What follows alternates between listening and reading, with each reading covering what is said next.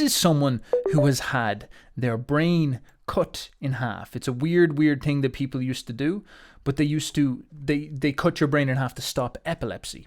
Now, watch what happens when this guy has this part of his brain, these two sides of his brain spoken to, right? So they ask for different commands off them. This is really weird. Now constantly think about this idea of the ego when we're looking through it. Joe, I'm going to show you some things. I just want you to tell me what you see. And here we go. You ready? Look right at the dot. Okay. Right. Okay, you ready? Look right at the dot.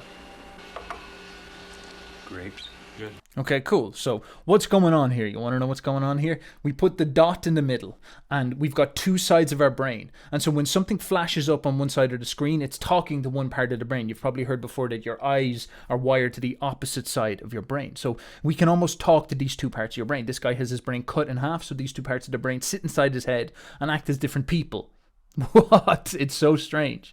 So one side of his brain, his left brain, is very good with words. It loves words. It's very good with conceptualizing. And we're going to talk about how that might be the ego more in a moment. But he's able to flash car or grapes, and he can see it, and he can repeat it back. All right, I saw car. Now watch what happens next. When Joe focuses on a point, right at the dot, everything to the right of the point goes to his left brain, the dominant hemisphere for language and speech. Look right at the dot. So we can see here that when we flash a word or a picture, tree, Joe is easily able to name it. There we go. See it. Close your eyes and let your left hand do a little work here.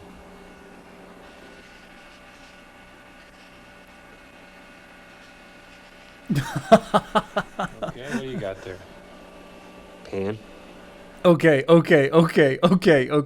Do you know what just happened? All right. So we're talking to the left brain. We're talking to the one that's good with language, the ego, the conscious mind. And we're flashing it all these words: grape, tree, car. And it's being like, yep, grape, tree, car.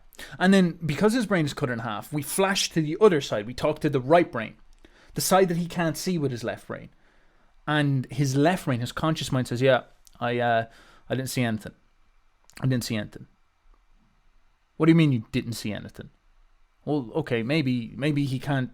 So does that mean the conscious mind is on the left? What? That is weird.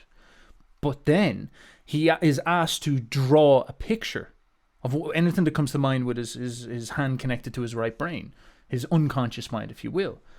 And the damn thing draws, because it can't really talk, the damn thing draws a pan. And then his left brain sees the pan and says, oh, that's a pan. So his right brain, his other mind, picked up this word and could understand it and then draw it out. Absolutely amazing. And it can't really talk. This is why you have to draw it. Absolutely amazing. Do you have any idea what that's trying to say to you? That is fascinating. And it's not a new idea at all. It's a very, very old idea.